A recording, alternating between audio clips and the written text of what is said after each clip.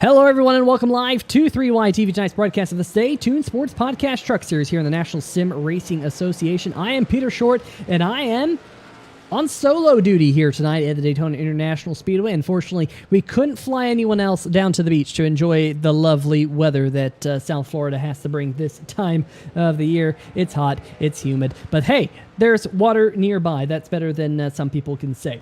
Want to thank all of you for joining us here tonight. A little bit of road course action. If you joined us last week, well, we said this week was going to be Chicago road course or Chicago street course. Well, that never panned out. Unfortunately, some people didn't have the track. Everyone thought that we'd have a better truck turnout here at the beach, so we called up Daytona International Speedway, and hey, we're down on the beach. How about that? Want to thank everyone for tuning in here on 3Y TV here tonight, as well as our pit crew members. If you want to join, you can, just for $1 a month. You can become a pit crew member here on the channel. But very cool to see everyone here tonight, and it's going to be kind of a fun one, as just making sure everything is all set up properly. It was not, so there we go. Back to live scenes of Philip Scott, currently fastest of all in his World Ninja League Ford F-150 around the racetrack, a 1:56.7 lap time in his machine, and oh boy, we were making some blunders here by myself, folks. Bear with me here tonight for all of the laps that we're going to have in store as Philip Scott works his way through the first International Horseshoe. Fun racetrack, this one. Not super technical, but a couple of really slow sections. Going to test the driver's ability to put the pedal down without just lighting up those rear tires as Philip works his way through the corner that is known as the Kink into the second International Horseshoe, and work his way out of there into a left-hander to work his way back up onto the NASCAR track. A lot of fun.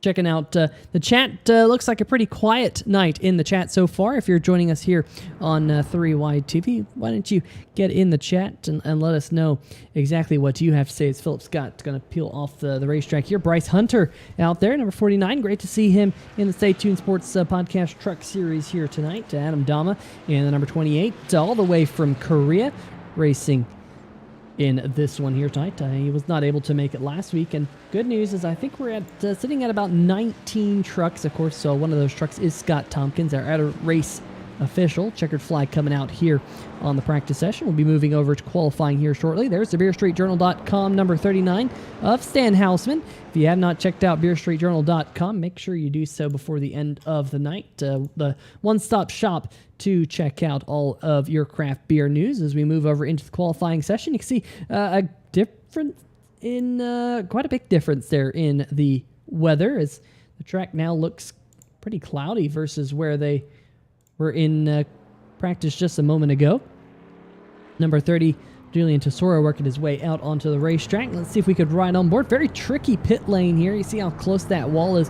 You really have to monitor your speed around that corner because it is very easy to throw yourself into those tires at the end of pit lane, and you can't go across onto the racetrack too early, or else iRacing will give you a black flag. Here we go on board with Tesoro. Tesoro was very, very quick at the other road course race we had earlier this season at Knott Hill, so I'm expecting to see Julian Tesoro turn some pretty quick laps here in qualifying and maybe able to get himself close to the pole here like he was a couple of weeks back at Knott Hill. It was a great race at Knott Hill. If you missed that one, we went to Scotland for the first time, and it was a pretty short track, much bigger one here tonight when it comes to road course terms. Daytona International Speedway, almost 2-minute lap times. Julian Tesoro going to go up through the gears onto the high banks of Daytona International Speedway. NASCAR Turn 1, as we'll call it here tonight. Sweep his way up almost to 180 miles an hour. It's really impressive how fast these trucks are here on the backstretch before he slams on the binders to go into this corner right here known as the bus stop. Gonna hit the first apex, and look at those sausage curbs right there. Clips one of them before heading back up onto NASCAR turn number 3, trying to get up to speed. Again, we'll be almost at 180 miles an hour as he goes across the start-finish line. So not a slow racetrack. You can use the draft here to get a good lap time once we move over into race conditions. Although, I forgot, we threw in the extra chicane. But throwing curveballs at me, throwing chicanes at me, almost literally here at Daytona. But the number 30, Julian Tesoro, he's going to start his first timed lap in his Toyota Tundra. Philip Scott also out there on the racetrack. Jeff Price working his way through the infield section, having some connection issues right there. Vincent Valvano in the field here tonight. There's the number 64 machine. He said he wasn't very well spoken. I went through some of the Discord channels, but Vincent Valvano, very well spoken. Vinny, I would very much say that your statement about not being well spoken is not true. I mean, I'm not very well spoken, let's be honest. We got Stay Tuned Sports in the chat saying I'm here. Johnny Williams saying good luck all, welcome, or hello to the booth. Wish he was there, but blood sugar was spiking and he doesn't feel very well. Johnny, hopefully you can get back to full health here soon. Start to feeling better. It's a bummer you're not out there on the racetrack. It's definitely going to be a bit of a grueling one here tonight for a lot of these drivers. And the Texan, Drew Eisenmann, back in the field here. He doesn't often run these Friday night races. He's been racing in the Thursday night series here, the National Sim Racing Association, I believe, the Grand National Series. But good news for the number 7. He's out there on the racetrack, was in the top 5 in practice a little while ago before that all wrapped up. And he's out there on, I believe that's the NASCAR turn number 1 and 2. Very easy to get thrown around here on this version of the racetrack. Here's Blaine Sparling, sporting a pink look this week in the number 59 machine. Of course, the Beer Street Journal Star Spangled Bash is over, so the Star Spangled colors are off. Pink colors are in for Blaine Sparling here tonight as he works his way up onto NASCAR Turn 1 and 2. Tyler Bellinger as well back in the field. He was not in the field last week. Good to see the number 21. He was a bit disappointed as he had been climbing up through the point standings. Missed that race last week and slipped back down the points. Was able to take a provisional, but has been slowly but surely climbing his way through the point standings as Philip Scott, first driver to come across the line, a 156.258, 2.8 seconds almost in front of Julian Tesoro. Drew Eisenmann going to slot onto the provisional outside pole. And the number 7, there he is. Tristan Maher currently riding in 3rd. Julian Tesoro in 4th. Tyler Bellinger currently 5th overall. Still got 5 minutes left here in this session. Not sure if these drivers get unlimited laps or not in this particular session. Sometimes they'll let them run it out, but usually you want to get your good lap in on lap number 1. Otherwise, it is going to be difficult to make up time. Here's Blaine Sparling, fastest of all in the 3rd sector. That's what the kind of that purple dash there at the bottom left-hand corner of your screen indicates. But for Blaine Sparling, he will slot into the 4th position with a 1:58 second lap time, 1 minute 58 seconds rather. Dominic Tesoro currently out there on the racetrack. He'll be coming into the NASCAR chicane right here in between NASCAR Turn 4 and the Tri-Oval. He's going to see if he can plop down a good lap time as coming to the line right there. He's going to put in lap time scoring, running a little bit behind there. Finally, hopefully update. Not sure what's up with my live timing and scoring. Maybe it's the track. The track's too big. Tesoro's time, though, doesn't look like it counted. Nope, there it is. Wow. Live timing and scoring. Wake up here tonight. Going to slot into the 6th spot just outside of the top 5. Running, as I say that, I was going to say he was just behind Julian Tesoro, but this driver right here, the number 29, just plopped his lap time in. So not sure what's up with live timing and scoring. Maybe I need to update it here tonight. We'll see whether or not an update will help it. I'm literally updating it right now for all of you folks back at home, and see maybe if, of course, iRacing has recently done an update, and sometimes my live timing software has to update as well. So we'll see whether or not that is going to make a difference to our live timing scoring. Maybe a restart will just fix it as well. But Jimbo, not seeing Jimbo out there in the field here tonight. Jimbo, road courses. definitely an interesting one here tonight. And of course, Jimbo, if you're around, if you want to jump up here into the 3Y TV booth, feel free to. Just shoot me a message on Discord, as it is just me here in the booth on 3Y TV as Blaine Sparling comes to a halt. So those Tesoro Motorsports machines, man, I get them all mixed up. 59, 69, number 30. Oh, why? I just can't always keep them straight. Here's Stan Houseman. 2 minutes, 39 seconds left here in qualifying. Houseman, fastest of all in the first sector. We'll see what he can do. Decent middle sectors for the number 39 Beer Street Journal Ford F-150. Coming now out of the infield section of the racetrack up onto NASCAR turn number 1 and 2. Looks like the live timing and scoring doing a little bit better job keeping up. Hopefully it doesn't slow down as the clock continues to tick on. Now into the bus stop here. The left turn. Hit the apex there. We'll ride it out a little bit. Avoid those sausage curbs. And then get on the loud pedal up into NASCAR turn 3. Bryce Hunter turning the 4th fastest lap time in the number 49. I would say, without a doubt, that's a Chase Elliott-inspired Napa Autosport Chevy Silverado. Working his way now into the first International Horseshoe. Heavy on the brakes. You see that front end of that Chevy Silverado completely dipped down. Front splitter making contact with the pavement. Back up on the throttle. Working his way down into the kink. Got to let it all hang out there. Let it slide out before you get back on the brakes. You see that front nose dip again. Late apex here. Cuts it back hard to try and get the drive out of the second International Horseshoe. And looks like Stan Houseman made it to the line. Not a great lap time, unfortunately, for the Beer Street Journal. Oh, he's on pit row. That's probably why he didn't get a great lap time in. So the racetrack going to fall silent except for Bryce Hunter with just about 1 minute left. Stay tuned Sports saying, hey, give me a minute. And we'll get you hooked up here in 3Y TV booth. So just jump into the interview waiting room, and we'll have you alongside here for the Stay Tuned Sports Podcast Truck Series. And we'll get to hear everything that Jimbo's been talking about in the Stay Tuned Sports Podcast here over the past couple of weeks. I know he, every once in a while, likes to highlight the National Sim Racing Association. We really appreciate that and all that he has to do. Bryce Hunter right now working his way to complete his second time lap. Does not look like he's going to improve on this lap versus his previous one. Now live timing and scoring doesn't know what's going on. It says he's on an 8-minute lap time. So I don't believe that's true. He's definitely not on an 8-minute lap time. But as Bryce comes to the line, hopefully live timing and scoring definitely having a little bit of an off night here. But he will stay in the 4th position as the checkered flag falls.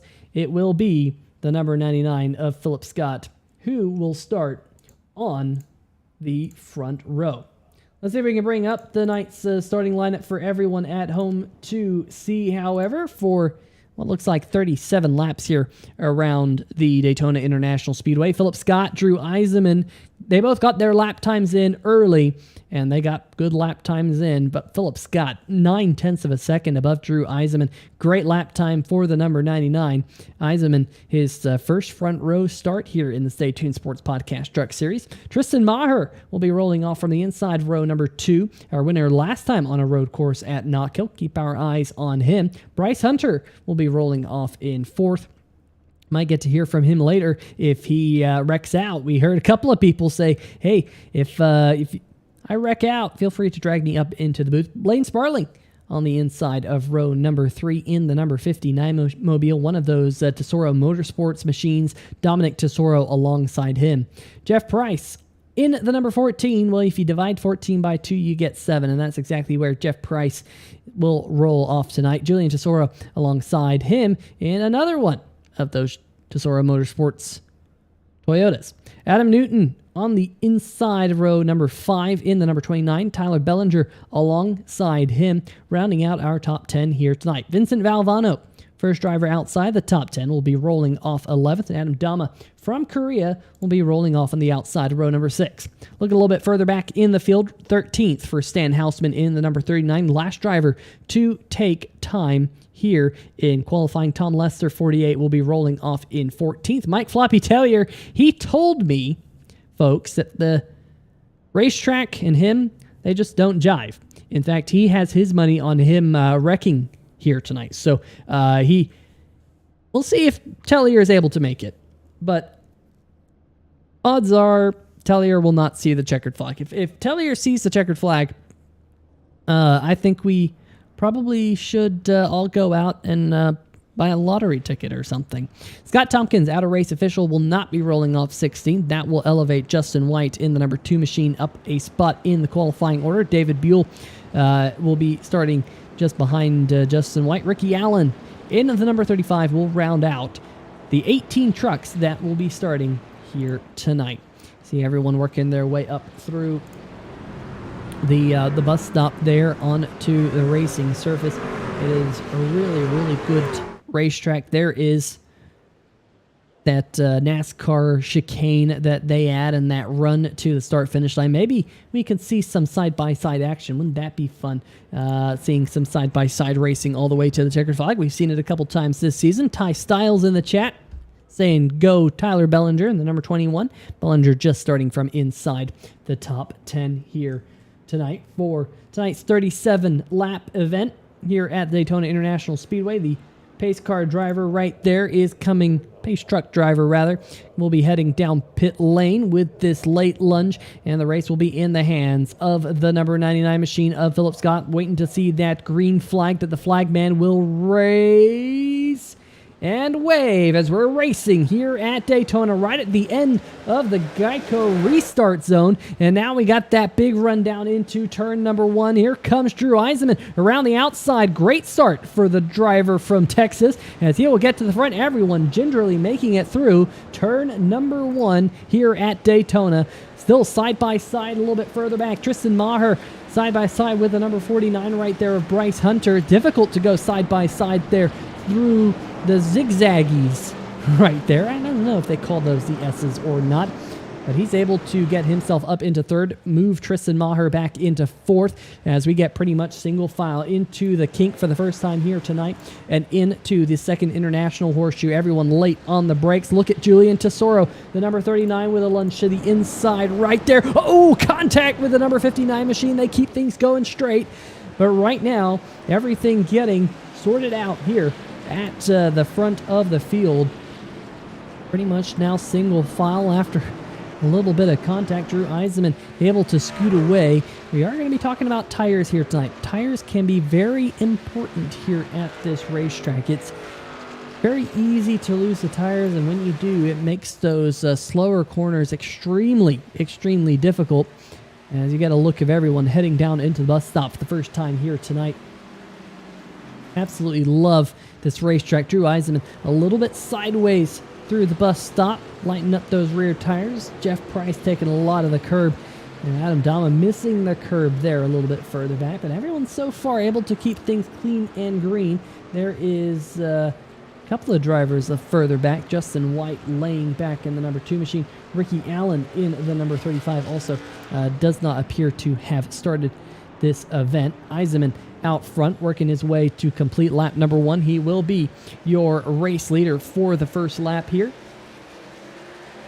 Philip Scott just about a second back in the number 99 machine. Probably taking things a little bit easy. There's Eisenmann with a slide off into turn number 1. You saw that. That's just going to destroy those rear tires. Not going to help. There goes Vincent Valvano with that wide line. You saw what Vinny did there. That line is actually fairly popular here on iRacing.com. I've seen a lot of people even go all the way out to hit those cones on entry into turn number 1 before cutting it back down. You can save your rear tires doing so. As the number 69 machine has gone off the racetrack, let's see if we can get a replay of what exactly just happened here to Dominic Tesoro. There is the number 69 machine, was running in 5th. Right behind Tristan Maher, gets into the first international horseshoe, locks up the tires. You see the smoke coming from the right front. goes off through the grass, no harm, no foul. But let's see what happened here to Mike Tellier, the Canadian driver in the number 97. We're hearing he had a little bit of a moment. That's not quite no harm, no foul. That is harm, no foul. Yeah, we're just making up sayings, but unfortunately the Hello Kitty machine, he said he would wreck, so that's where his money was on. But let's see what's happening here with Dominic Tesoro side by side. We're back live with Vincent Valvano. You see all the ground that Dominic lost as he has fallen to the back half of the top 10, currently riding in 10th. Also a little bit of right front damage. Not sure if that was due to him going off or whether he's picked up some additional damage, but he's going to close up on Adam Newton here, gain another spot. That will be for 9th. So it's kind of a long race here. For a lot of people, this racetrack is kind of what they expect to see in January timeframe before the Daytona 24 that iRacing puts on. A lot of people like to run that particular event. But here, it's mid-season. It's July, and we're back on the beach. Drew Eisenmann out front, able to turn a slightly faster lap than Philip Scott. Just about 0.3 faster that last time by, but things looking really good for the driver of the number 7 machine, at least for right now. Still a long way to go, as up at the front of the field things starting to get a little bit more single file. We'll look at this battle here, and why don't we bring Jimbo up into the booth. Tyler Bellinger. Well, we'll just hold off on oh no, Adam Dama's gone around too.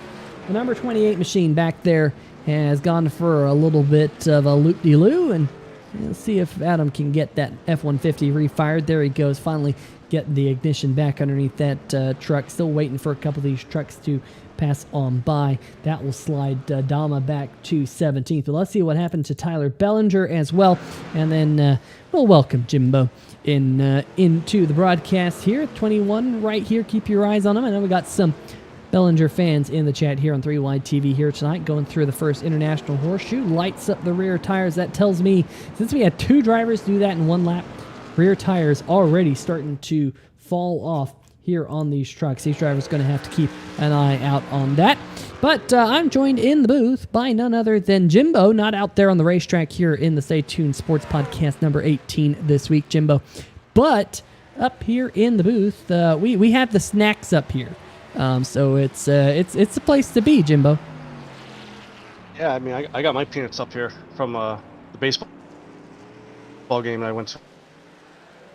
Well, of course, baseball games last weekend, so I'm good with food now. Yeah, baseball games and more. I think that we try and keep it nice and stocked up here with hot dogs and peanuts and pizza sometimes. Unless when Garrett Gleason's in the booth, he tends to eat all of the good stuff. So that's why we don't invite Garrett Gleason into the booth anymore. But Jimbo, right now out there on the racetrack, I know I think you got to practice some of the Chicago, and then Chicago was not on the calendar this week. I know that's kind of always difficult when they kind of play the Joker card on you. But what are you seeing out there on the racetrack right now?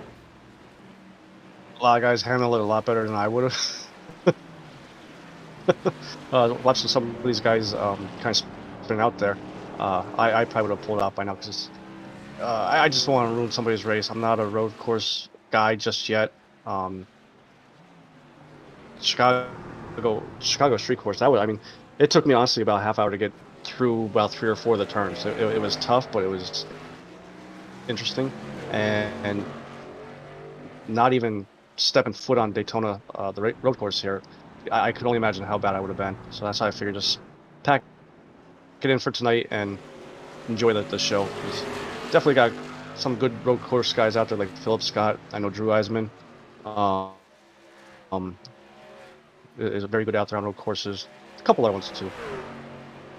Yeah, and that battle for the lead is starting to heat up. Philip Scott just under 1 second now behind Drew Eisenmann, as these tires clearly are starting to take a toll for some of these drivers. Jimbo, like you mentioned, a couple of those drivers having some issues in the first International Horseshoe. But we got this good battle right now. Adam Newton and Vincent Valvano battling things out towards the back of the pack. And you mentioned, going out there finding the racetrack. Of course, You are relatively new to the iRacing.com simulator, and I know we probably have some people in the chat who are going, man, this looks pretty cool. This looks pretty easy. But finding yourself, transitioning over into a simulator, it's not easy at all. No, not at all. I'll probably never forget the first time I hooked up the wheel and jumped onto the server there, and I was like, I don't need practice. I'll just jump into a hosted session, and I hit the gas and I spun out in first gear.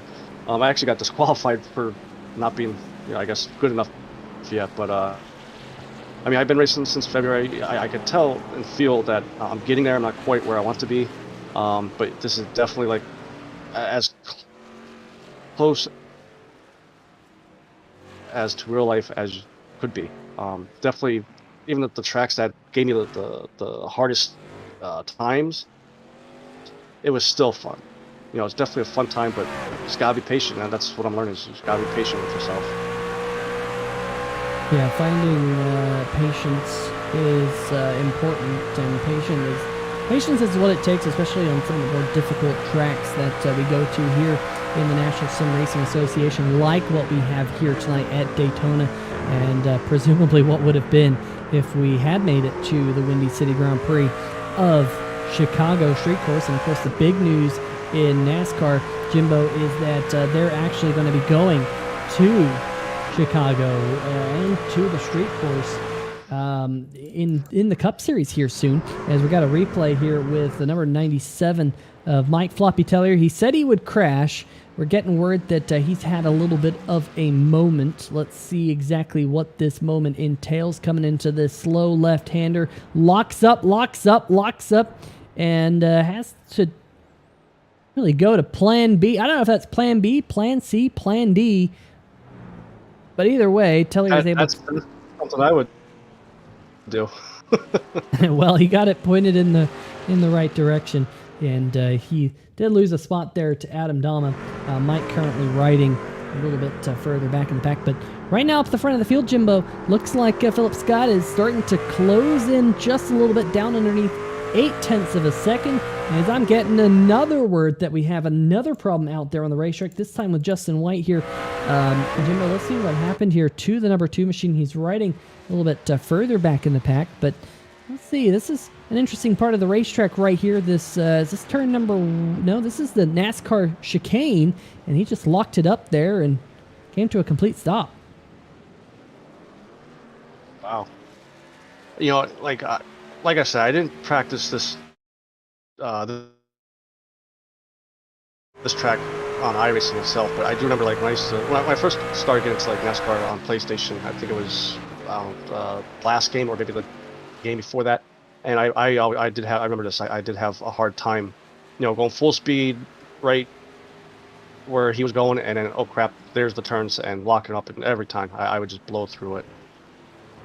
Speaking of blowing through it, Drew Eisenmann there having a little bit of trouble in the bus stop. That's going to give Philip Scott potentially a run here as they go into NASCAR turn number 3. You saw that gap on the bottom right-hand corner of your screen drop from about 0.7 of a second down to 0.2 of a second in... Eisenmann there might have been scraping the wall as well. A little bit of right front damage on the number 7 F-150. He's trying to open up the entry into the corner as much as he can, but now he's going to have to suffer with that damage. Good news for Eisenmann, as he was able to get an extra 10th or 2 between himself and Philip Scott as they come across the line that time. Already seeing some pretty significant time drops, as Drew Eisenmann's last time, a 159.44. Tristan Maher actually fastest of the top 3, as Maher's been able to pull away from Bryce Hunter a little bit further back. We're also hearing Tyler Bellinger has just put a move on Vincent Valvano. We're also hearing Adam Dama has had a moment. So very interesting lap here. Here is the number 28 machine. This was last lap going off into turn number 1. Let's see what happened to the driver who races from Korea. Oh man, the number 97 having a moment there. Dama getting sideways out of turn number 1 and into the wall. So let me ask you this: with Drew Eisenmann scraping the wall there, how much of an impact will that have on him as far as like aero and stuff like that? Well, he's definitely going to feel it. iRacing, it can be kind of tricky as we go on board with Adam Dama. He's definitely going to feel that one. Pretty significant liquid the front. But if we go back live and look exactly at number 7 machine, look at this. He's on the backstretch, and look at that speed advantage that Philip Scott has got closing in as they head into the bus stop. Yeah, I think Eisenmann's going to feel that a little bit of damage as again he gets a little bit squirrely. Let's see if now maybe the number 99 of Philip Scott can take advantage of it here as they head around back under 0.2 of a second. That number 99 looks quick. I think Philip has saved his tires just a little bit better than Drew, although Drew able to hold him off another lap. Like I said, a little bit further back, Tristan Maher. We'll see what the gap from Eisenmann to Maher is this time. We'll bring up that particular graphic. But currently, you see that a couple laps ago, well, that time Maher about half second slower than Eisenmann. So I'm thinking Maher may have been closing in, but that graphic tells a different story. But this is a good battle for the race lead. I think Drew's going to feel that damage. Jimbo, I think he's really going to struggle right where we saw Philip Scott last time by. Very, very quick, right on his heels, right there into the bus stop. That's where you are carrying the most speed here at this racetrack. You might also feel it right there through the kink. A high-speed corner, you need a lot of downforce on the nose of that truck. But these corners right here is Eisenmann with a big slide. Philip Scott keeping it nice and neat. A lot of these corners are relatively slow here, so he won't feel it through a lot of these corners, but he's definitely going to feel it up onto NASCAR turn number 1, turn number 2, and of course towards the bus stop. As they're doing everything they can to get tail happy here, Jimbo. Yeah. Even, you was about Tristan Mauer, or yeah, I think that's how you say his last name. I can never pronounce last names correctly, but he's another one that he'll admit he's not good at road courses, but past couple road courses I've seen him race at, he's actually been pretty good. So he might be like a dark horse here to win this thing too. Yeah, that time Philip Scott getting not a great run through the bus stop. Eisenmann not able to put about a half second on him. But yeah, let's check out Tristan Maher. There he is, keeping the number 17 nice and clean. Was the points leader for a while this season here in the NSRA Stay Tuned Sports Podcast Truck Series. But currently sits a few points adrift of Philip Scott, who really has legged things out in the point standings. I think the last time I looked, a 60-point lead entering into tonight. So things going well for Philip Scott, currently riding in second. Looking a little bit further back, though, here's a couple of the Tesoro Motorsports teammates, Dominic and Julian, the brothers battling it out for the 6th position right now. The number 30 is getting the better of the two for now. These drivers have kind of been up and down here tonight. They've each had a little moment. Currently, the Tesoro Motorsports, running 5th, 6th, and 7th. And I thought that maybe they had picked up another one of their teammates, but that is not the case. But currently, they are running in 5th, 6th, and 7th as we work through lap number 9. A little bit of a long race here tonight. Going to go check out the chat. Who do we have in the chat? Alicia Casterline saying, how is Jimbo doing so far in the booth? Well, Alicia, he hasn't melee'd me yet, so he may melee me now. He may throw the punches now. I don't know. Well, you know what, Peter, since you brought that up, that first lap, if I was out there, I would have melee'd that wall. I definitely would have. Yeah, the Super Smash Brothers. I don't know, Super Smash Mothers. That's I'm sure you don't want to Google that one, folks. I don't know. Take to stop where you're at. Yeah. Sometimes things just come out of your mouth, and you just wish you could take them back. But right now, the Tesoros are battling it out for position. Really, the best battle for position on the racetrack is this one, though. Adam Dama and David Buell. This is currently for the 15th position. Give that spot to Adam Dom as they work their way through the second international horseshoe. The field fairly spread out. In fact, we can bring up the graphic bottom right-hand corner of the screen, which gives a look of where all the drivers currently are. The number 7 right there, kind of in the middle of the racetrack, is your race leader, Drew Eisenmann, closely followed by the number 99 of Philip Scott. They're about as close as they have been. And Tristan Maher has been slowly closing on in. He is now down to about 2 seconds behind Drew Eisenmann. And the number 49 a little bit further back. Good look of just where your favorite driver by number is on the racetrack. So far, everyone's still on the lead lap as we work through lap number 10. But the big thing I'm interested about, Jimbo, is when we expect to see these drivers on pit road tonight. I don't exactly know. Usually it's about 30 laps or so on the big track here at Daytona, the big oval. But I think these drivers can make it on only a one-stop strategy here tonight. That would be these drivers pitting around lap number 19. But it's an interesting fall off. Right now we're about 3 or so seconds slower than the fastest lap times. Maybe we'll see a couple of these drivers undercut some other drivers, get on pit road early, get those Goodyear tires. Might we see some drivers with a two-stop strategy? I don't know, but definitely setting up for an interesting battle here up the front as Tristan Maher continues to close in on the front two. Yeah, I mean, if you, I mean, just me looking at the race, how it's going, especially with like Drew and Philip kind of wiggling around a little bit. I don't know if they could last till lap 19 to get new tires and things like that. So they may actually come in a little bit earlier. Yeah, we'll have to wait and see. The two-stop strategy window opens about 3 laps from now as Eisenmann completes lap number 10. Maher now under 1.5 seconds off the race lead. The number 49 of Bryce Hunter. Oh, Eisenmann blows it in turn number 1, and he is well off the racetrack. He is going to slide back to 3rd. He will have to regroup in the number 7 Ford F-150 as he has led every lap so far here tonight. Well, something drastic is going to happen for him to lead this lap, but Philip Scott is your new race leader, and look who's right on his tail there, Jimbo. I mean, you said it. Tristan Maher, a little bit of a sleeper. He saved his tires, and he was right up on the back of the number 99 there briefly. Yeah, I'm starting to wonder that one lap that he kind of lost that half a second with her. I wonder if he was seeing what they were doing, Philip and Drew, and said, maybe I should back off a little bit. These guys are going to burn their tires up quicker than me, and then I'll make my move.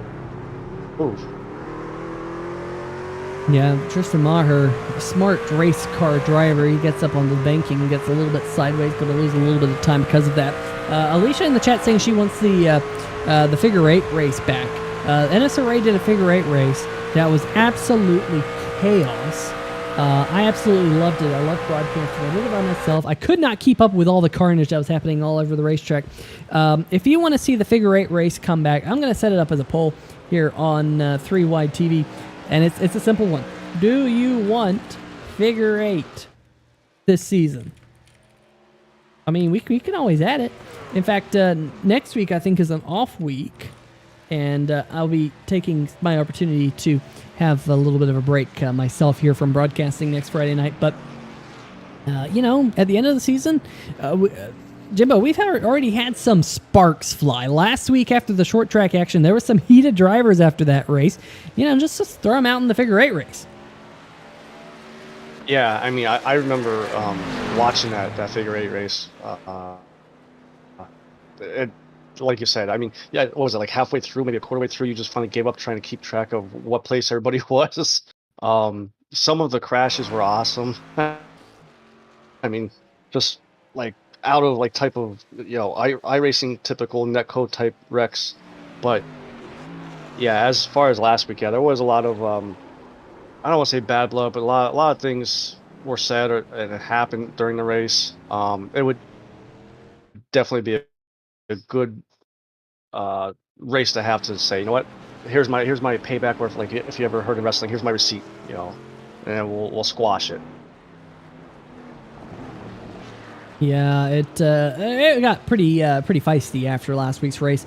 Speaking of feisty, that number 7 truck is looking very feisty in the hands of Drew Eisenmann. Last time by, lost even more time to your race leader Philip Scott and led, surprisingly, lap number 10. Here we are 2 laps later, about 6.5 seconds behind the race lead. Those Goodyear tires are absolutely trash on that F-150. I expect to see Eisenmann on pit lane this very lap. I don't expect him to see him go any further. We saw Mike Floppy Tellier have a little bit of a moment. And oh no, he's had another moment. The number 97 has gone around on the front stretch, and David Buell might have been involved in that scuffle as well. Let's see. The number 97, David Buell was, Buell was right behind him. Let's go on board with the Simbox machine. Of course, Facebook.com/SimboxPC is one of our partners here in the National Sim Racing Association. Oh, he went jumping over them curbs and got it woed up and got things pointed in the right direction. We're also hearing other stuff is happening out there on the racetrack. There we go. Here's Jeff Price, Back Channel Productions. Chevy has had a quiet race so far up near the front half of the field. Got Stan Houseman back behind them. See what happened here. We've seen this was a problem corner from Mike Tellier a little while ago. He got it woed up, and then Stan Houseman in the number 39 goes around right in front of him. So Houseman thought he was going to pick up a spot there, and unfortunately, Jimbo, he turned it around too. I mean, like, as someone that, like, you know, me personally, that tries to stay out of everybody's way, and I know Jeff's been driving for a while. I don't know why he didn't kind of hold up there, let Stan pass. Because, I mean, that was kind of close. You know, Jeff trying to come back out onto the track there. So, I mean, if that was me, I would have held up a little bit, let Stan pass. And, I mean, you still got 25 laps to go. Still would have plenty of time to try to get that spot back. Speaking of getting spots, out there on the racetrack, Dominic Tesoro just slipped on by Julian Tesoro and Blaine Sparling. They just came off of pit road. You saw Drew Eisenmann had lost even more time, unfortunately, in the number 7 machine. He's now locked in this battle for the 4th position, so things have unraveled, getting a little bit sideways. Drew really has to start backing down that F-150. He's back here in this battle. He's got pressure from behind. That's, of course, something as a race car driver you don't want to have behind you. You don't want pressure. You just want to kind of click away those laps. But for Eisenmann, things are not going too easy right now. Meanwhile, up at the front of the field, Tristan Maher, by pitting 1 lap earlier, using the fresher tires, was able to leapfrog over Philip Scott. That could be an interesting storyline if Maher is able to continue to keep that lead. But at least for right now, he is your race leader. Everyone everyone, it appears, has made a pit stop. Doug Neal, something happened to the number 77 here tonight. He has made 2 pit stops. There's many laps down. I think I exactly saw what happened to the number 77. I'm not sure if he was just a late start or not. So let's see if we can figure out what happened. Yeah, looks like Doug Neal was just a late start here because he came out about 4 laps down. So not sure if there was connection issues on the number 77 or what, but unfortunately Doug Neal's night looks like it's going to become kind of a premature end here at Daytona International Speedway. It's the number 52 of David Buell falls 1 lap down. Meanwhile, Drew Eisenmann, he's locked in a battle. Look at this gaggle of drivers as they snake their way into the first International Horseshoe. Eisenmann had a big charge from Dominic Tesoro. Wonder again, Jimbo, whether or not the damage on the number 7 is affecting Eisenmann on kind of the oval portion of the racetrack. Let's see if we can see this battle here on the 3-wide TV replay, or maybe Eisenmann just went wide and turned. Oh, Eisenmann hitting the curbs. That's what got him all up out of shape, and that allowed Tesoro to draw side by side. Yeah, I mean, he plowed that. Hey, Peter, give me a couple minutes. I gotta run outside real quick, and then I will be right back. Okay, bud?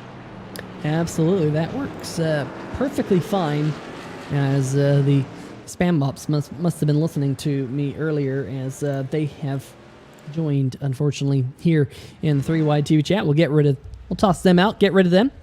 But thank you for joining us here tonight on 3Wide TV. Currently, Tristan Maher is your race leader, as we have 24 laps to go here tonight. Looks like potentially 2 or 3 stop strategy. Not really sure how it's going to fall before the checkered flag falls, but for now, Tristan Maher in his F-150 leading the way. Philip Scott, though,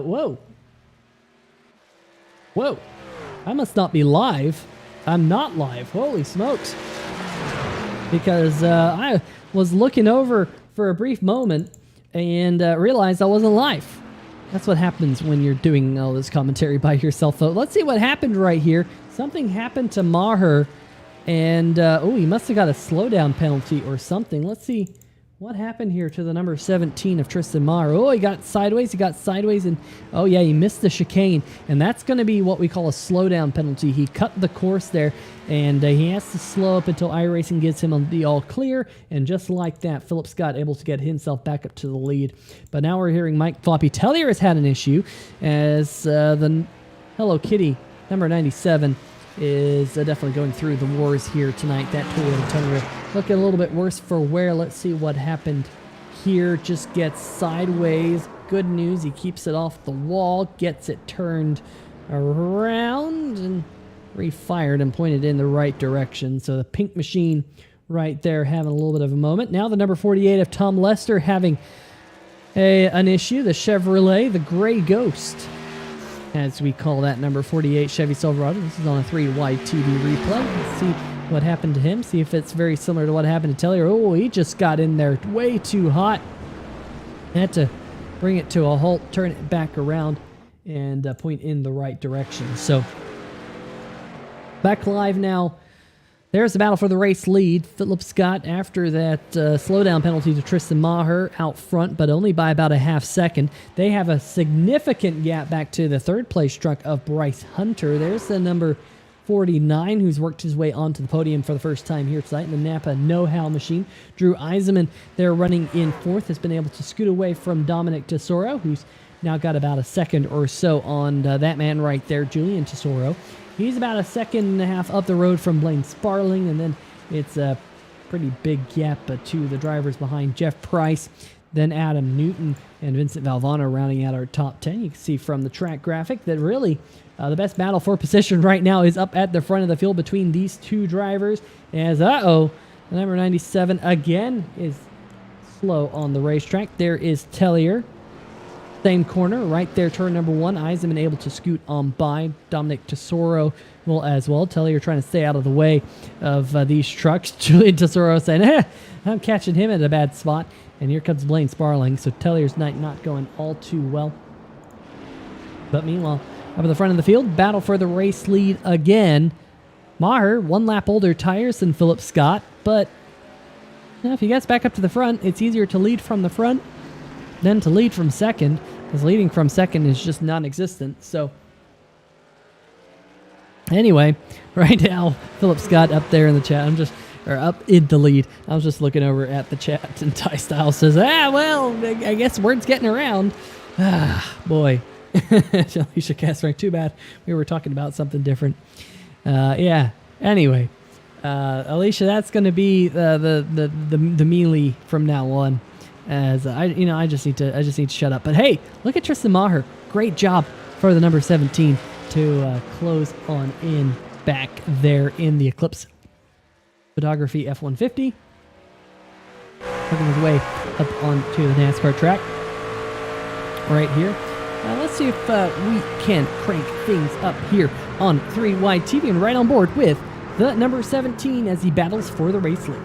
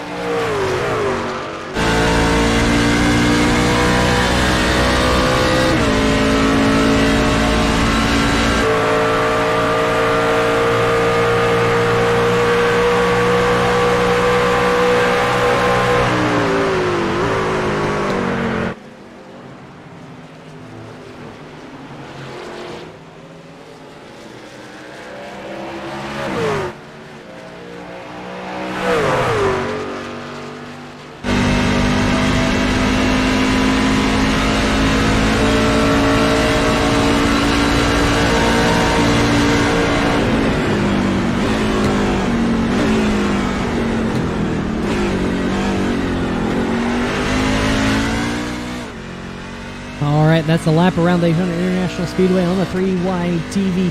Turn it up.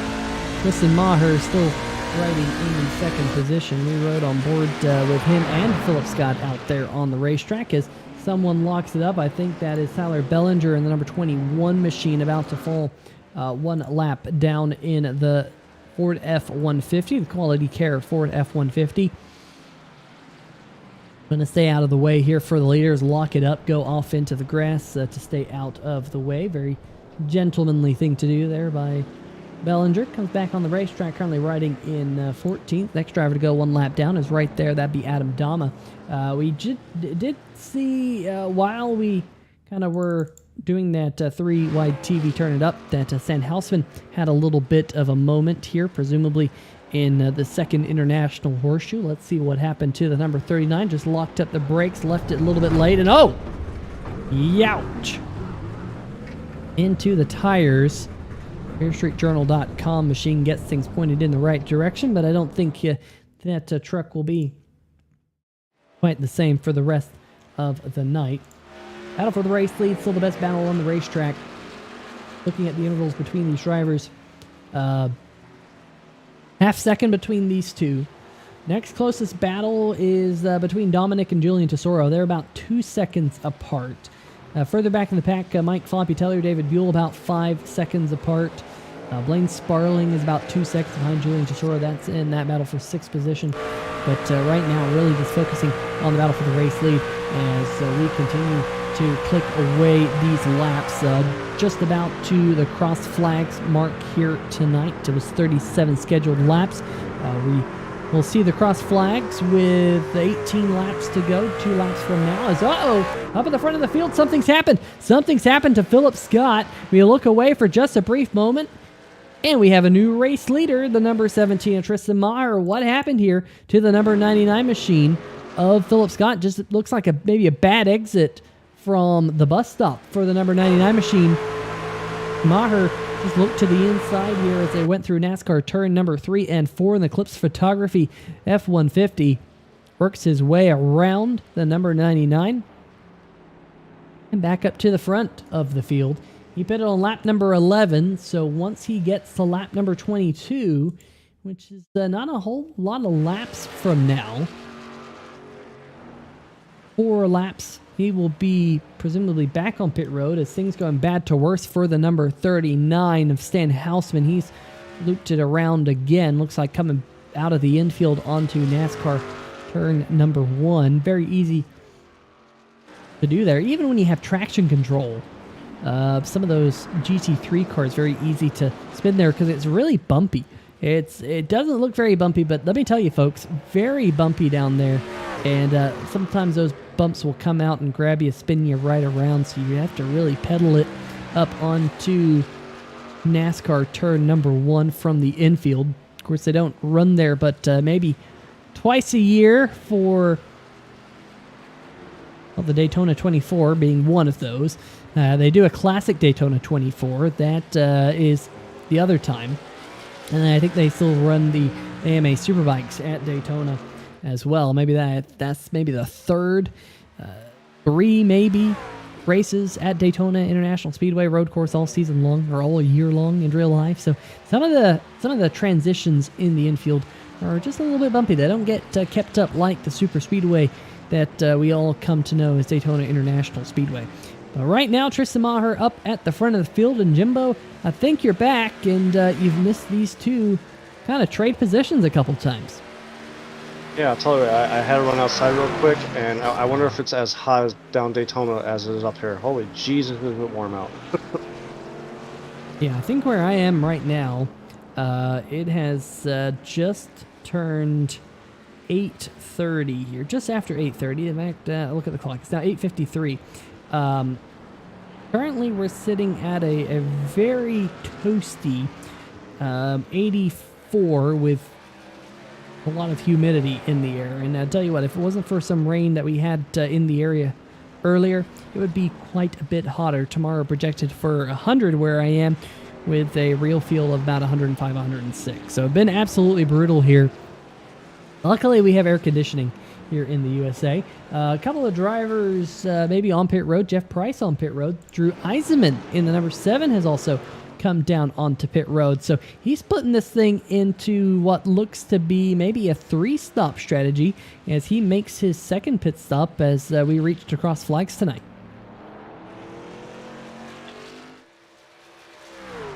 Yeah, I mean, me and you were kind of talked about that a little bit earlier. It seems like you burnt those tires up pretty quick, so you had to turn into a 3-stop race here.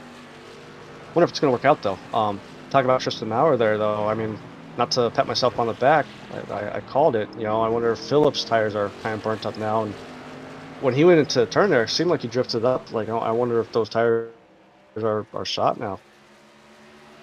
Yeah, that number 17 out front here at Daytona International Speedway by almost a second. You see that gap back to Philip Scott has grown just a little bit. As, of course, Tristan got that win earlier this season at Knock Hill in the National Sim Racing Association. Already got a couple wins to his name this season. Trying to add his 4th win to the tally. Meanwhile, Philip Scott, our points leader, Jimbo has not been to victory lane this season, which is absolutely surprising considering how well Philip Scott has done. Clicking off top 5s and top 10s. In fact, I believe he has finished in the top 10 of every race he started this year. As Tom Lester with a big slide in turn number 1 here on the 3-wide TV replay. Lays over for Adam Dama. Dama will get himself... no, excuse me, that was not... I thought that was for position. That was not for position. I take that back. Dama still riding in 13th, but is in the on the verge of falling 1 lap down as Philip Scott and Tristan Maher start to close in. Here's the 3rd place truck, the number 49 machine, kind of on a Sunday stroll right now. Bryce Hunter has 10 seconds up to Philip Scott, has about 7 seconds back to this driver right here, Dominic Tesoro, who's 2 seconds up the road from Julian Tesoro, who's 2 seconds up the road from Blaine Sparling. So the Tesoro Motorsports drivers still sticking together, currently 4th, 5th, and 6th, with Drew Eisenmann making that pit stop. You see him. He is absolutely knocking the snot out of those Goodyear tires. He can, here, Jimbo, with a slightly different pit strategy, what we think will be a 3-stop strategy versus most of the field will be on a 2-stop strategy. Drew just says, you know what? I'm just going to throw it all out there on the racetrack and try and pick up positions any way he can. Currently about 7 seconds behind Adam Newton up in front of him. But he is, of course, the fastest driver out there on the racetrack right now with those fresher tires. As Maher, though, working his way to close up to Adam Dama to put him 1 lap down. Yeah, I'm curious to see if Drew could get up there and get this back to the 3-race or the 3-truck race that we saw earlier. Like you said, he's the quickest one out there. Oh boy. Yeah, that was a big moment there with Maher running wide, catching the slower traffic there of Adam Dama. Dama able to let these 2 leaders on by, but I'm sure Maher thinks, maybe he could have done that in an easier spot, but no harm, no foul, as Maher, in fact, might have even come out the winner out of that now with a 1.1 second lead. We're hearing that, something's happened to the number 48, Tom Lester. He went around in the first International Horseshoe. He will get things pointed in the right direction and get things back going straight. There's your battle for the lead. Looks like the number 39 of Stan Hausman also in danger of now falling 1 lap down, the BearStreetJournal.com machine. And Jimbo, of course, Stay Tuned Sports Podcast, your product, link to the Podbean in the description. One of the many sponsors here in the National Sim Racing Association, BearStreetJournal.com, also a sponsor here in the NSRA. And of course, can't forget Brookstone Animal Hospital. We won't be giving out a Lucky Dog Award here tonight unless we get a pretty big accident, which I kind of doubt. Is Stan Hausman going to let the leaders on through using kind of that additional access road? We don't know where Stan Hausman's going. Where is Stan Hausman going? He's going rally crossing. He's going to lose a spot to Adam Dama as well. He's going for a beer. You know what? I'm saying that sounds pretty good right now. I could go for an ice cold beer. This was Drew Eisenmann making a move on Adam Newton, using those fresher tires to his advantage. He now finds himself about 13 or so seconds behind Blaine Sparling in front of him. Meanwhile, back live, that's the wrong button. Back live out there on the racetrack, Tristan Maher is on pit road. Going to give the race lead up to Philip Scott as we got 15 laps to go. And interestingly enough here, Jimbo, 15 laps to go. We haven't seen any drivers make it 15 laps here tonight. Presumably Tristan Maher here now saying he's going to be on a 3-stop strategy. Yeah, it's interesting now because, like I brought up before, when he went down that half a second or whatever it was behind Drew, and we thought maybe he was saving tires. I wonder if he's planning on saving a little bit of tires here, maybe say, 8-9 laps left to go to really put the pedal to the metal and try to take it over now. Now, can you tell me, before Tristan came down here, who had the fresher tires between Philip and Tristan, or do they both have equal tires? Philip Scott actually had 1 lap fresher tires than Tristan Maher under that last run. The number 99 pitted on lap number 12, whereas the number 17 of Maher pitted on lap number 11. So we'll see if that 1 lap tire differential continues here. We'll see if Philip Scott comes down onto pit lane this time. We have 14 laps to go. We haven't seen any driver stretch it more than 12 laps on a... I was gonna say, does Philip try to push it a lap or two and have 3 laps kind of above Tristan there, fresher tires? I just don't know if he has enough fuel. Well, whether or not he does have enough fuel. Here's the pit stop strategy for all of these drivers. Philip Scott going to go another lap here. 14 laps to go, so 23 laps are in the rear. This would be that kind of 12 lap stint for Philip Scott. He did 12 laps his first stint. We'll see whether or not he makes it a 12 lap stint this time. You see Tristan Maher there, third on the list. He had an 11 lap stint and then a second 11 lap stint. Eisenmann pushed it 12 laps the first time, then made only a 7 lap stint in the number 4 machine that last time. So Eisenmann, with that second stint, says, I'm just going to kind of split this up, feel it out. Don't want to use up all the good stuff on the tires and try and put in some hot laps. So Eisenmann currently riding in 4th again as Hunter, Tesoro, and Tesoro all came down onto pit road that last time. Hearing something has happened to Tyler Bellinger in the number 21 machine. Let's see if we can see what happened to him a little bit further back in the pack here on 3 Wide TV. Currently sitting 1 lap down in the 14th position. And, okay, this was the replay. Just got a little bit squirrely out of the corner, and Jimbo kept it off the wall. Good job. Yeah. Yeah, me, I probably got nervous and locked him completely up and hit the wall. So, good job by him.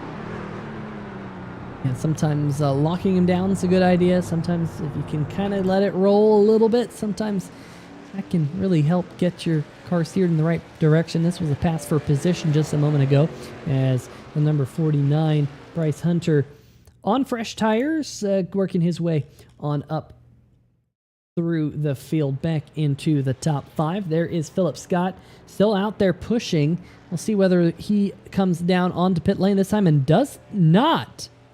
This is a very interesting call here, Jimbo, because this is going to be a 13-lap stint. I wonder if he saw Tristan go down, or had word that he was going down, and said, maybe I could pull out in a lap or two and get fresher tires for the final push here. I bet you that anyway, that's what he's thinking. And interestingly enough, this will make for a 13-lap stint.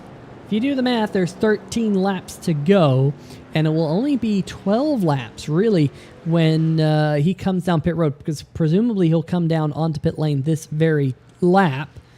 So that could put Philip Scott into the window now where he can make it the rest of the race on fuel, whereas I don't think the rest of the field can. Blaine Sparling onto pit road right now in his machine, so he will come off pit road with 13 laps to go as well. Maybe he can stretch that out, but this could be a masterful move by Philip Scott if he's able to get this run, able to keep fuel in the tank, get to pit lane, refuel it, and then see out that final stint. He's going to have fresher tires as well. That's going to be to his advantage. It could be really, really good for the World Ninja League, as we're hearing that something has happened to the number 7 machine. Drew Eisenmann has come to a halt. Could be day done. No, he gets it backfired. Eisenmann there having a big moment in the second International Horseshoe. Let's see what happened to Eisenmann. It was, remember, on slightly older tires at this point here, Jimbo. It's been a couple of laps. Got into the grass. That got him all types of sideways. Everything good here. And, man, that's kind of a weird one. It looks like maybe had a... I know Eisenmann runs in VR. And I'm wondering if that was a VR issue. He just kind of pulled it over to the side of the racetrack to get it woed up. Sometimes those VR headsets can give you more trouble than... well, some people believe they're worth, as our race leader, Philip Scott, is on pit road. 12 more laps to go. We've seen a couple of 12-lap stints here tonight.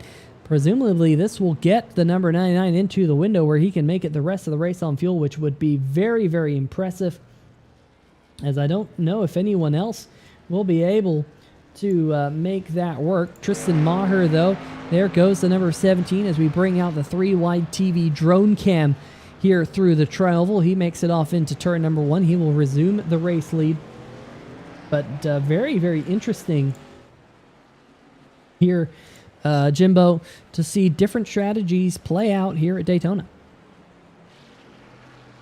Yeah, I'm very curious to see with this whole Philip Scott strategy here about pushing it the extra lap or two, and I mean just coming out of that one corner, it seemed like Tristan was a little wiggly there. I wonder if Philip's going to be able to pull out his first win of the season by doing that little pit stop there. Yeah, right now Philip Scott finds himself about 7 seconds behind Tristan Maher, but 3-lap fresher tires as well. That's a pretty decent advantage, probably about 1.5 seconds per lap in play for Philip Scott. So we expect to see Philip at least run down Tristan Maher, at least I do.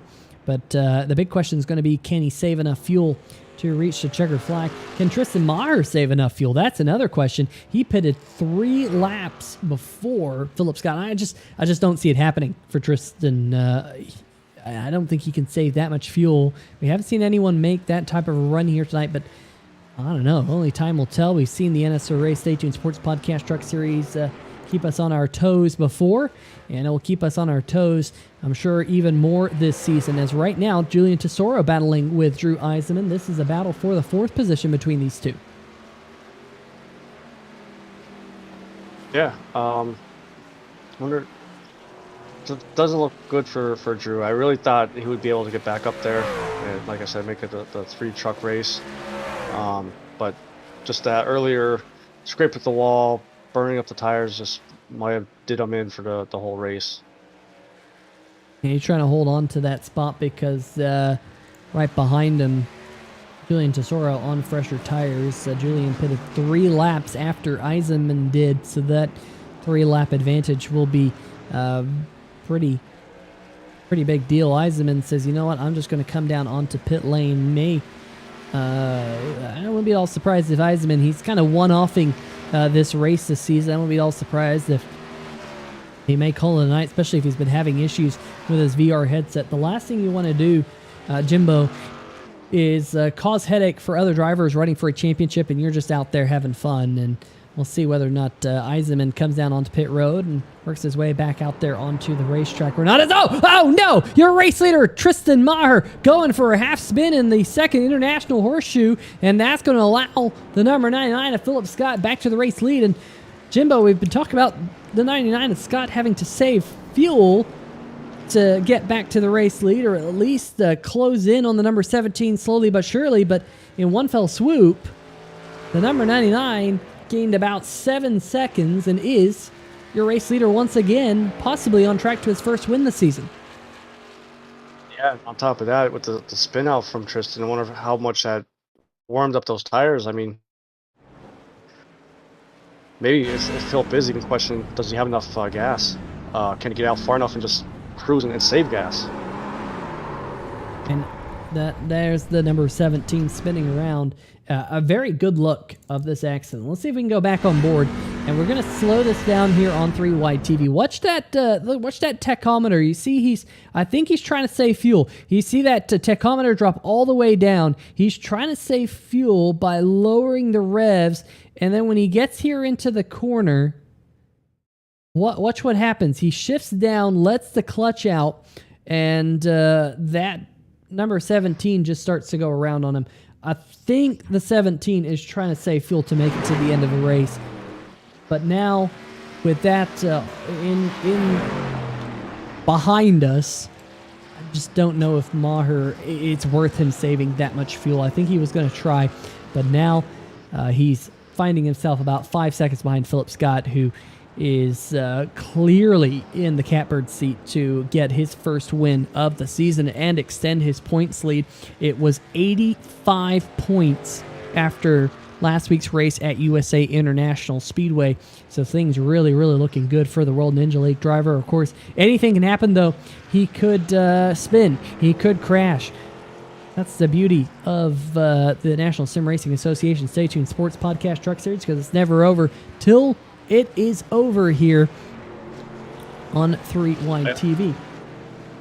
I do have to bring up this one incident that happened a couple of seasons ago about the commentator's curse. You know, okay, you may have just cursed Philip Scott. Do you remember JT Poole just dominating? I'm not sure if it was road course or oval.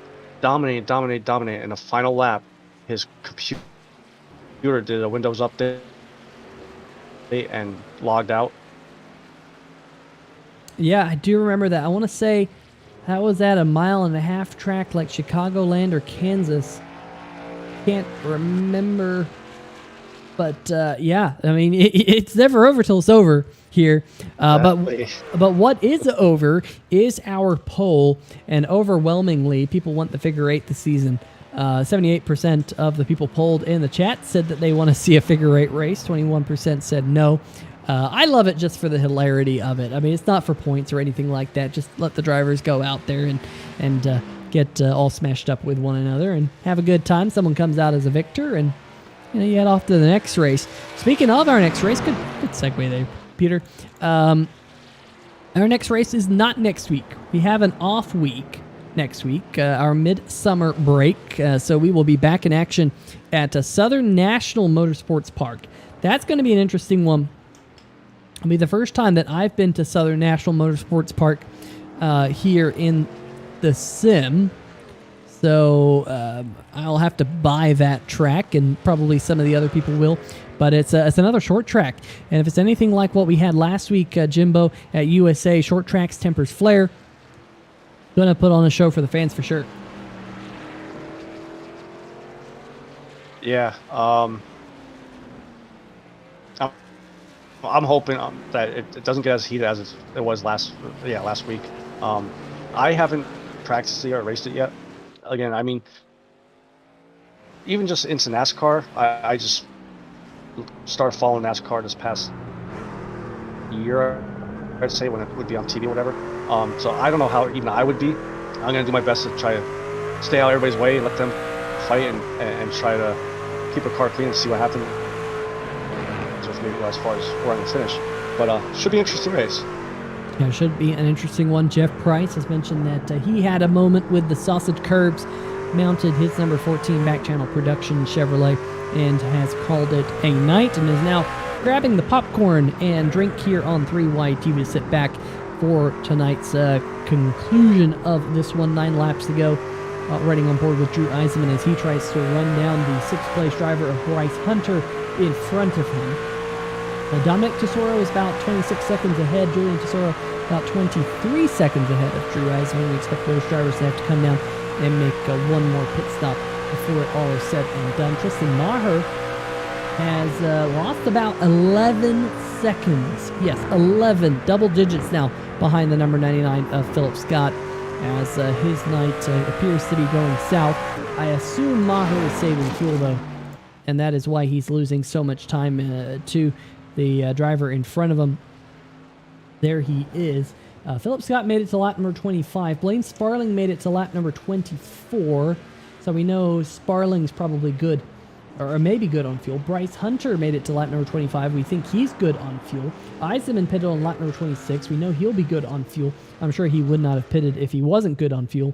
But I just wonder if that was Eisenmann saying, okay, the window is 100% open on lap number 26. Let's get tires. Let's run them all the way out to the end of the race.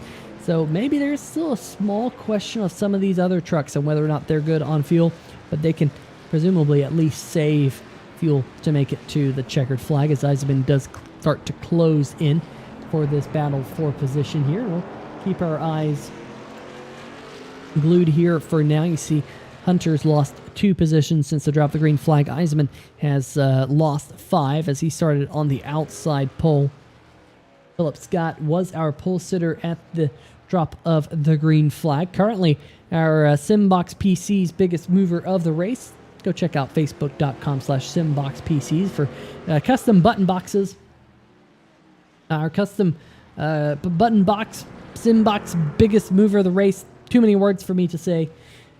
Here is Justin White picking up 7 positions currently. Good job by the number 2 machine. Currently, I think still maybe clicking away on the lead lap. Well, at least, yeah, well, I take that back. Falls 1 lap down.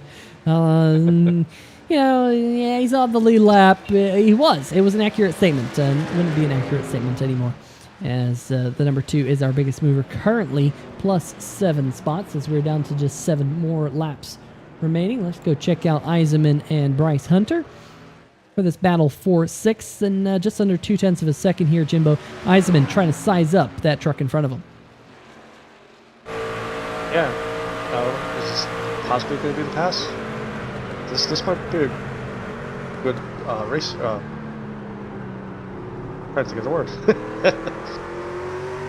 Good battle, good passing opportunity. There we go. Yeah. For Eisenmann, but comes up a little bit empty there, Jimbo. We'll see. Oh, he's going to look to the inside. Oh, thought about it. Still looking about it. Dives to the inside. They're going to be contact. Eisenmann with a really ambitious move there. And looks like Eisenmann going to pull it off as Bryce Hunter gets squirrely coming out of turn 1. He saved it, though. Now, that's going to be a fun one to go back and watch on replay. I also just want to say, make sure everybody that's watching, make sure you click the like button of the video. Make sure you guys subscribe to 3Y TV 2. They're great guys, great broadcasters.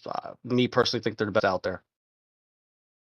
Here's that side-by-side action right there. Oh, they got pretty close there, Jimbo, but no contact, and in that 49, all types of sideways. Good move there by Eisenmann. A very opportune move by Eisenmann to take that spot. 49 just opened up a little bit of a door, and Eisenmann said, okay, you know what, I'll take that spot. 7 laps to go. It's go time here at Daytona.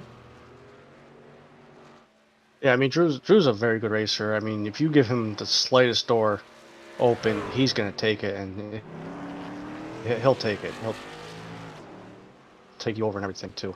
He's a very good driver.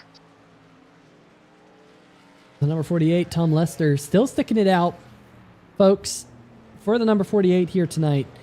Clicking away these laps, keeping it as clean as he can, trying to learn the racetrack and feel it out. Not a road course racer by trade, but Tom still sticking it out, currently riding in the 15th position. Gonna try and see out the checkered flag here tonight. And then there's Mike Tellier. I did say if he gets it to the checkered flag, we should all buy a lottery ticket. Well, he's got 6 laps to make it to the end of the race, as he now falls down, I think, now 2 laps behind in the number 97. As Tristan Maher has worked his way on by Philip Scott just a little bit further up the road. There is Philip. 10-second lead. In fact, Maher's closed in just a little bit on Philip Scott the last couple of laps, but number 99 of Scott still holding on to a very healthy lead. Blaine Sparling 15 seconds behind Maher, currently riding in 3rd. Eisenmann has worked his way up to 4th because the Tesoros have pitted. There's Dominic, the number 69. Currently going through the first international horseshoe. There's Julian Tesoro following right behind. These drivers, Dominic, they've kind of been glued together the entire race. About 3 seconds has been the separation between Dominic and Julian for probably 75% of the race that we've run so far, as maybe Julian can close in before it's all said and done. Yeah, and I just saw the ticker. A couple laps ago, it looked like Tristan was about 11, 12 seconds behind Philip. He's up to 10 seconds. Is it possible Tristan could make a race out of this, or do you think it's pretty much set in stone where we're at, unless something drastic happens? I wouldn't be at all surprised if Philip Scott is kind of hitting cruise control right now. Just minimize those mistakes. You don't want to do anything crazy. You got a 10-second lead. Just hit your marks. Keep the rear tires underneath you, and keep it nice and smooth. And that's what the number 99's done here tonight. He's made a mistake or two, but for the most part, he's kept it nice and smooth. And smooth pays dividends here, especially with these really heavy NASCAR trucks. I mean, you talk about the GT3 cars that they still weigh a lot, but they weigh less than these Cup cars. Or you think about F1 cars where you can kind of really get up on the wheel with those, barring crummy Pirelli tires. But with these NASCAR trucks, you have to really, really, really pay attention to the tires. See what the tires are doing. If those tires are making noise that they should be, well, you're probably overdriving the truck. If you're spinning the tires up off the corner, you're probably overdriving the truck. And those things are a snowball effect. You wear out your tires, you drive harder. You drive harder, you wear out your tires. Then you drive harder, you wear out your tires more. And it's this bad snowballing effect when you're out there on the racetrack, because we all want to get around the racetrack as fast as we can, but sometimes it takes patience to get to the front. We are hearing battle for position between the number 69 of Dominic Tesoro and Bryce Hunter. Something must have happened to the number 49. There was about, I believe, 7 seconds between these two. Now, it is quite a bit fresher tires now for Dominic Tesoro and the number 69 machine, so he does have the significant tire advantage as he continues to pull away. Now, about 6 seconds behind Drew Eisenmann. We'll see whether or not that 6 seconds goes in by the wayside as the laps continue to click away. Just 5 more here left at Daytona for your race leader, Philip Scott, as he comes across the start-finish line. Make that 4 laps to go.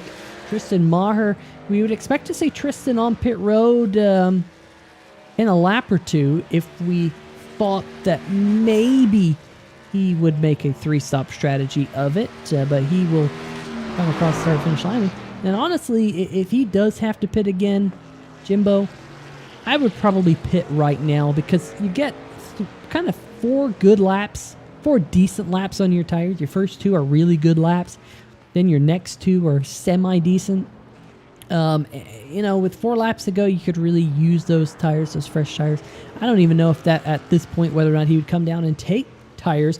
As, we're hearing that there's a battle for position.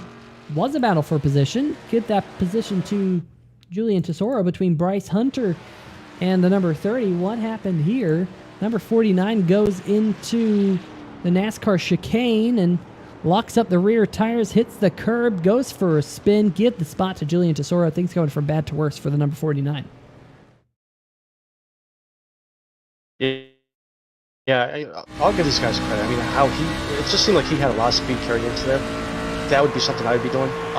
All these guys being able to slow up their trucks, quick enough to go through there. Just really, so much respect for these guys. And if there's a league that you're looking to get into and learn from, take it from my experience. These, the NSRA, great guys. Philip Scott, who's out in front right now, he's helped me a lot too. Gave me advice on road courses, what to look for. As far as Tristan, all of them, Adam Dama. So if you ever want to get into iRacing and looking for a league, definitely a league you want to get into.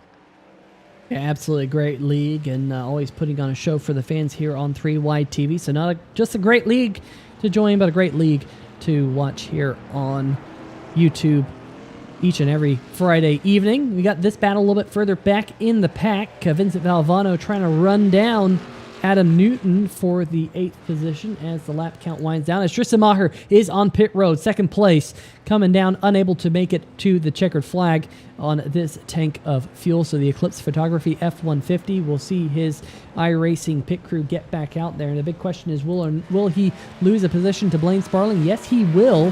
Sparling whips on by, and I don't know if Tristan will have enough. Oh yeah, he'll have enough time. He's not all that far back. I thought that was going to be a little bit longer of a pit stop. As you know what, Tristan Maher I think only took fuel only, and might have picked up some damage there. Picked up a cone in the number 17 machine. Yeah, coming down, I thought he would only take fuel, but just seeing him hit that wall there, I wonder if he needs tires. Yeah, he only took fuel on the number 17, a 5-second pit stop, which, in my opinion, you could have come down, saved 10 seconds. Had he pitted about 3 laps ago, he could have come down, saved. Yeah, his pit stop would have been 10 seconds longer, but he would have had tires that were about 3 seconds a lap faster. He would have been able to make up that difference, in my opinion. I don't think this is or was the best strategy call for Tristan Maher. Now he finds himself about 5 seconds behind this driver right here, who could be looking at his best finish of his National Sim Racing Association Stay Tuned Sports Podcast Truck Series career. That is Blaine Sparling. Had the Stars and Stripes a week ago for the Beer Street Journal Star Spangled Bash. Now with the pink machine and finding some luck in the number 59 in that pink scheme. We saw a pink scheme go to victory lane back at Bristol with Mike Floppy Tellier, for those people keeping track at home, is still out there on the racetrack plugging away in his number 97. But currently, Sparling running second. I'll tell you this, Peter. If Mike finishes the race, I'll have a shot in his name in the Hello Kitty truck. Yeah, I'll tell you what, I think a few people should. This was a little bit further back in the pack. Number 29 machine of Adam Newton and the 64 there of Vincent Valvano. They're battling for position, and that is one heck of a move for the number 64 machine. Hits the curb and says, you know what, there, Adam Newton, you're going to have to throw on the brakes there. That was a heck of a move around the outside. One of the moves of the race, I would say, for driver of the number 64, Vincent Valvano. He's still a couple of seconds up the road. Meanwhile, we got this battle going on. This is a battle for 4th. Remember I said the number 69 of Dominic Tesoro might have time to run down Drew Eisenmann. He locks up the right front, dives off into the corner. Can Eisenmann do the over-under? He's trying to get the power down in the number 7. Not quite able to find it. Now 69 is going to have the preferred line here into the King. Eisenmann's going to have to back out here early. He's going to go off the racetrack. No, he keeps it in between the grass, and now can Eisenmann come back here on the number 69? He's letting it all hang out here. Those tires are completely shot. The 7 pitted on lap number 26. Tesoro pitted just about 5 laps ago.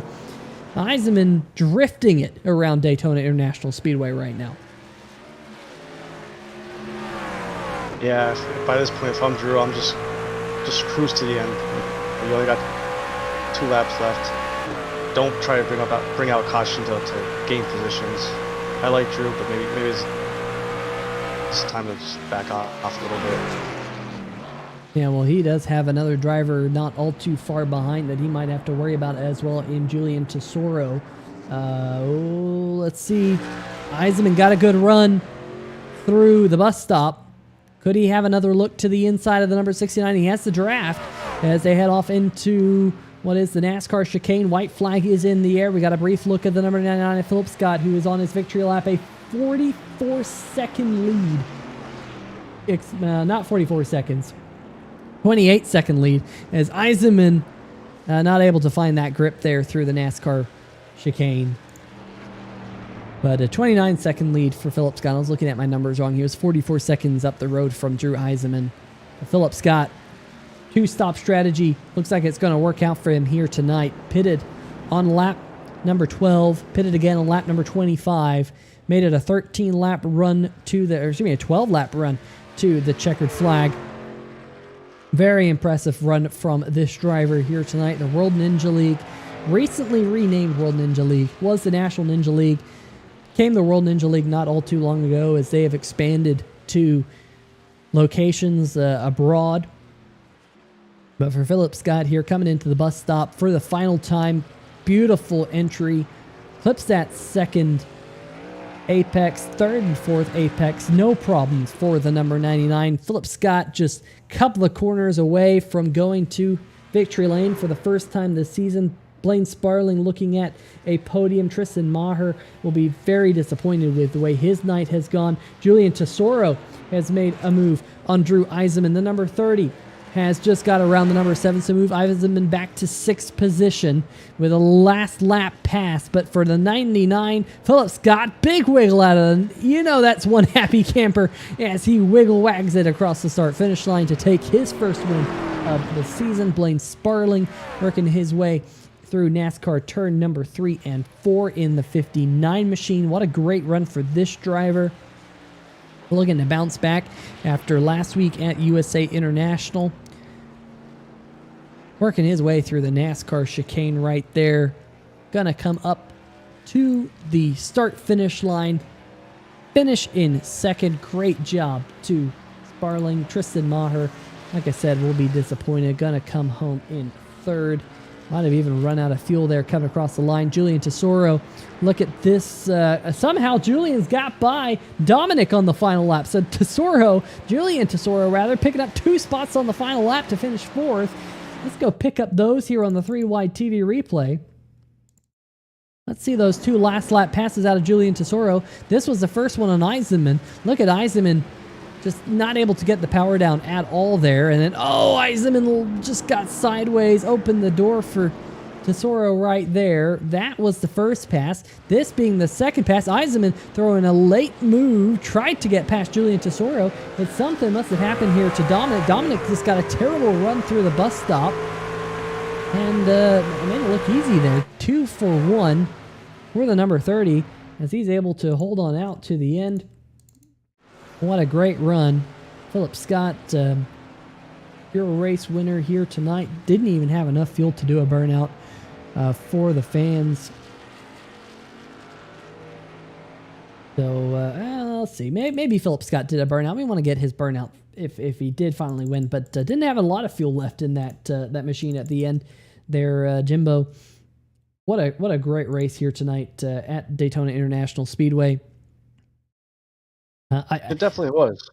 I was hoping for the street course, but Daytona road course provided as well. Here's Philip Scott coming to a halt and going to do some burnouts for the fans right here in front of the 3-wide TV camera. One happy camper, that is for certain. And Jimbo, I want to thank you for joining me up here in the booth. Save my voice just a little bit, but great having you up here in the booth. Of course, an off week next week. Will we see you out there on the racetrack in 2 weeks' time?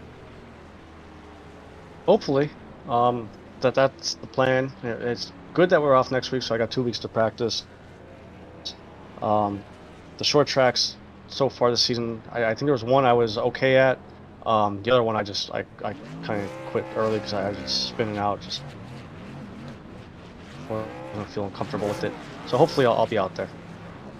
All right. Well, Jimbo, thanks for joining me here in the booth. We got some post-race interviews lined up for all of your folks at home. Definitely going to be fun to get some of these post-race takes from some of these drivers. But we'll let Jimbo go melee it out with Alicia, who is joining us in the chat here tonight. Let's go pick up tonight's third-place finisher, driver of the number 17 machine, Tristan Maher. You got a copy? Got a copy, Peter. Well, not exactly the way you wanted to end the night. Had a strong number 17 machine. Definitely, thinking back at it, some different pit strategies there. Philip, of course, only pitting twice. You had to make that late race stop, and you didn't take any tires. In hindsight, do you think you could have done things a little bit differently here tonight? Yes, definitely, Peter. I think that me and Philip were pretty similar on pace. But the difference was Philip had a plan from the beginning of the race. He knew what he was going to do. He had already been practicing and stuff like that. So he knew from the very beginning that he was going to try to stretch the fuel. And I don't use any of the fancy crew chief stuff that tells you when to pit and all that stuff. And yeah, it kind of bit me today because I was just going, I was racing, I wasn't really minding fuel too much. I thought that everybody was going to have to pit 3 times. But yeah, good on Philip. He came in with a plan and I didn't, and that was the difference. Yeah, very strong night for the number 99 machine of Philip Scott out front, and I know he is the points leader. But Tristan, you're second in points as well, and I know you want to kind of keep that that standing all the way through the end of the season as well. But hey, 2 weeks from now, we go to a very interesting one, Southern National short track action again on 3YTV. It was kind of hot and heated last week. Do you think we'll see the same in 2 weeks from now? Oh, last week was fun. Definitely one of the more dramatic, maybe not the race itself, but afterwards, people had some nice things to say to each other. So it should be probably a little less heated after the race, but it still should be a fantastic and entertaining race. We are looking forward to it. Tristan, before we let you go, any shout outs you'd like to give out tonight? Yeah, NSRA, fantastic league. I love this league. It is definitely one of my favorites. You guys up in the booth, well, just you tonight, Peter. I don't know if anybody else was in here. But 3YTV as a whole, you guys do a great job. And then, of course, we have this Eclipse Photography Ford F-150, courtesy of MaxGrafix. Fantastic looking truck. I think that's all I got. All right. Well, I appreciate the kind words, Tristan, and thanks, of course, to everyone in the chat who makes it lots of fun to be up here in the booth. But we'll see you in 2 weeks' time back out there on the racetrack here in the Stay Tuned Sports Podcast Truck Series. Good luck. All righty. Thanks, Peter. All right, that's going to do it for tonight's third place finisher. Let's see if we can drag in tonight's runner-up, Blaine Sparling, getting his best finish here in the Stay Tuned Sports Podcast Truck Series. Blaine, you got a copy? I do. Oh, a really good run for me? you. Yeah, we got you loud and clear here. But a really, really good run for you here tonight. Kept it clean, had a strategy, and that strategy really worked out for you.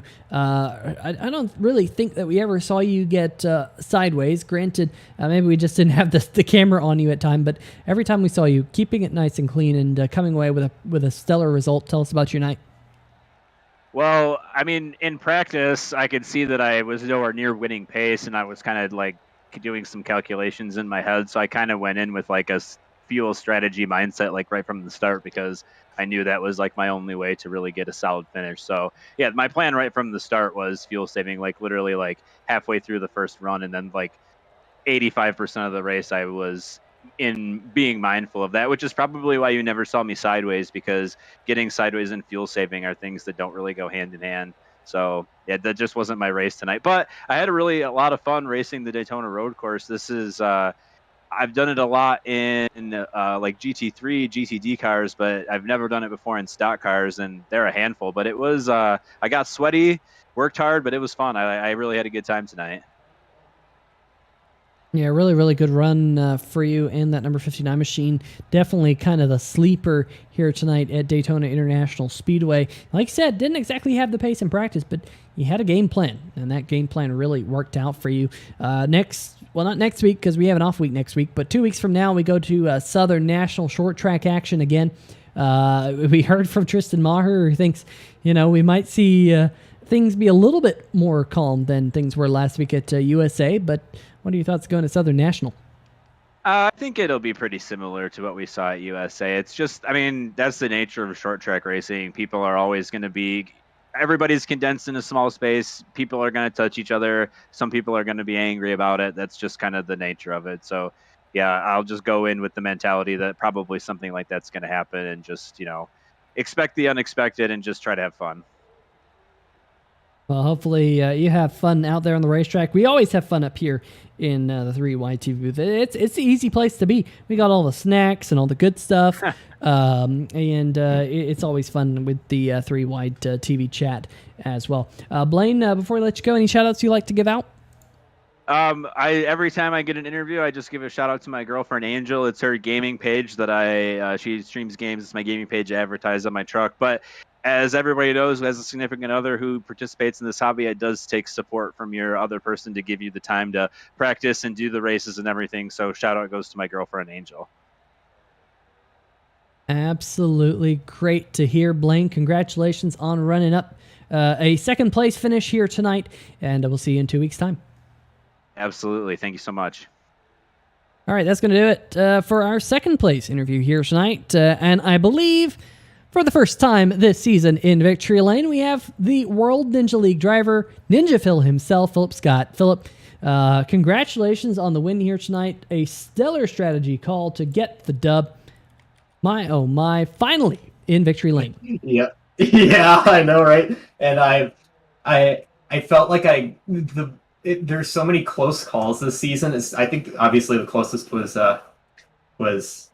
in Texas against Jason, and in Iowa, just so many close calls. And then but the one that I really felt got away was Knock Hill, because I had a lot of pace in practice, and then I just kept on screwing up and then like passing everybody back and then screwing up and repeat. And obviously, I've really worked on my road racing skills the past year and a half or so, and more like 2 years around there. And so I've always had an issue with like NASCAR road racing, because it's a lot different than like GT3, and I'm sure you can agree with me on this one. Like GT3, obviously, it's all about pushing the whole race, like maximum lap time, and it's just, you gotta like reset your brain for NASCAR, because it's like because there's so much tire fall off, and you gotta hit your marks, and there's so much more room for error. Yeah, there's a lot of weight and not a lot of tire underneath you to whip you around this racetrack. But you had a lot of fuel in the tank here tonight. To kind of talk us through your fuel strategy that was able to get you a 30-second win at the checkered flag. Yeah, so I knew that I knew I had a pretty good shot at winning, even if I didn't have the strategy. But I decided that like at the start, I kind of was fumbling around trying to figure out what the pace speed was, because it didn't tell me, because the restart zones haven't been added to the road course, and so then all of a sudden it was green, and so I like took off half a second late, and so I just was patient. Drew's pretty fast, but I just wanted to be patient, hit my mark, so I'd saved enough tires so that eventually I'd make a mistake. I tried to like hook my nose a few times, and then I knew the second stint from practice. I knew that it was going to be close on fuel. I knew that 37 was a very interesting number, because I noticed all through practice that it was like 12 laps on fuel, and so I'm like, but it was like 12.5 like laps worth of fuel. So I was like, if I save. I wasn't sure how much I would have to save. I knew I was like thinking a couple laps, but it turns out the whole second stint I was saving, and then I had to hard save like the last 2-3 laps, and I just got into pit road with like 0.1 something gallons left. Well, you did enough to get yourself to victory lane and even do some burnouts down there in turn number 1 after the race. We go in 2 weeks' time to Southern National short track action. What are your thoughts about that? Yeah, it's funny. I never consider myself a short track guy, but I seem to do all right at short tracks most of the time. And I've never really raced at Southern National before, so I'll probably have to practice. But like last week at USA, it was pretty fun. I had a good time, and I hope I can have a good race. I'm really happy with this and keep my points lead because I really am glad to get this monkey off my back this season because it felt kind of goofy being the points leader without a win. Yeah, we'll extend that points lead as well. Before I let you go, Philip, anyone want to give a shout out to? Yes, sir. Obviously, as you can see on my car, World Ninja League. I've been working on a new website for us, and there's a lot of events coming up.